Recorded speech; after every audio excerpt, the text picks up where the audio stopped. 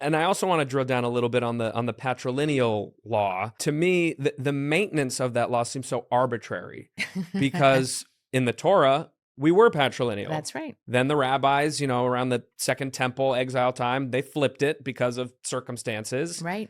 And now it feels like, okay, it's time to flip it again. Circumstances are different. It should change to reflect today's needs. And we should be wanting more people to connect and engage with the Jewish parts of themselves, not shut that down.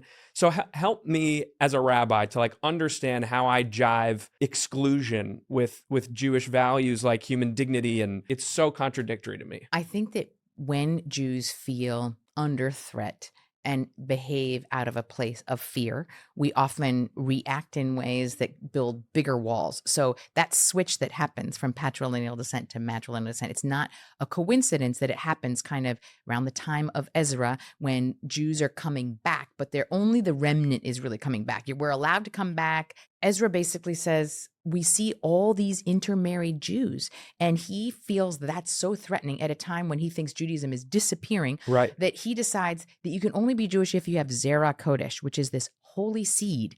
And he really tries to make Judaism a racialized kind of identity, which is really not what it was for a long time, for all of Judaism up to that point. And that term doesn't stick around. Actually, the rabbis basically reject it. But you understand that when he was feeling like we're under threat, when we are in periods of feeling that we are disappearing somehow or under threat. And I could argue that we're in that place right now. I think that Jews often will build greater walls, will try to draw harsher lines of who's in and who's out.